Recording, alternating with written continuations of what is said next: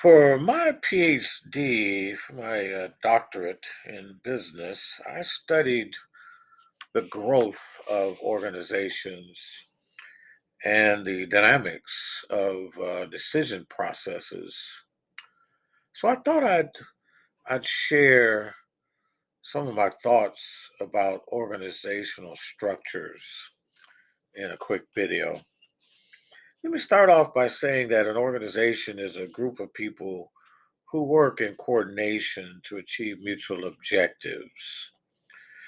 Now, since I did a lot of consulting with formal organizations, let me just add to that in those, managers must decide the relationships amongst individuals, so there's an internal structure that they have to keep in mind.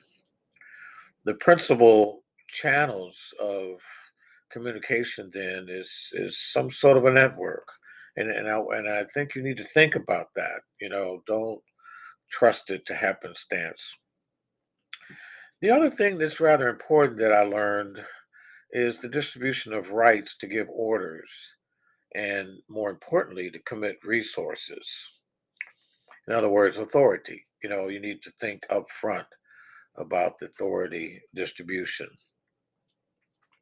And then finally, the chief activities and the goals to be achieved by each person or subgroups, so you want to think about responsibilities. These things enter into your mind as you move from the employee status up to mid management and then ultimately the executive suite. Let me talk a little bit about the organizing process. I would like to say that organizing consists of defining roles, jobs, departments, and high level combinations of departments such as divisions or markets or product groups. So, as I said before, I did a lot of consulting with formal organizations. And when you do that, there's some kind of discussion about departmentalization, just what is it? And in many ways, it's coming up with some definition of unified functions or purposes. In other words, if you feel that the organization is more attuned to a functional organization, then you'll find that there's like single business functions: marketing, accounting, human resources, etc. But many are product related, combined resources that develop a product or service, and some are geographic, right? They're organized by territory, and so if that is your case, then you need to have some cultural awareness, especially if you're international. And then the more common one that I saw in my 30 years of consulting is organized by market segment, or in other words, customer focused. All right. So whatever the case may be, I've found it very important to learn the task and relationships of the various employees and staff and executives of companies I've consulted with. What are the work tasks? What are the activities that are expected of the employees? And it's really interesting when I have consulted doing that. Sometimes I would just ask somebody without any notes or anything, just sit down and write down what your job is. And it was surprising the responses I got. So, an important aspect of this is, how do you judge success and failure?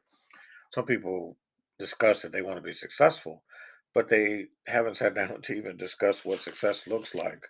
So I think that's important. There needs to be, of course, some kind of an agreement on personal freedoms for making decisions. That was one thing that was very key in my doctoral research about the decision making. Part of that is how much autonomy that you assign to some of the business units, okay, which evolves from what I said earlier about definition of responsibility, prescribed activities, and management functions. and the authority. Finally, you need to start thinking about the structures of the organizations. I've consulted with municipalities. I've consulted with nonprofit organizations. I've consulted with small businesses. I've consulted with nationally focused organizations. I've consulted with the government, federal government, state government, city government. And so in all of those, there are different organizational structures. There are line organizations where there's direct exercise of responsibility. There are staff organizations that advise and create and analyze and study and report and give reactions based upon a predetermined uh, persuasion of influence and decision making. There's then a hybrid of staff and line where you can mix those together. And I said earlier about functional structures. If you are in that, then the right to issue direct orders needs to be discussed and limited within the technical and administrative expertise of the people involved. And then many of my consulting experiences were projectized, right? Matrix or project organization. And in that case, authority is divided with a permanent supervisor that have authority over things, and then project leadership that are focused on the tasks to be committed by the project team. And then I'd like to end my conversation of org structures with committees. Right, committees bring a range of viewpoints to bear on issues. So don't overlook the challenge of putting a committee together sometimes. Don't be alone when you're trying to think through various things. Uh, Sometimes a committee can help you overcome major objectives to policies and goals, and they can greatly aid communication. 90% of management challenges end up being related to poor communication.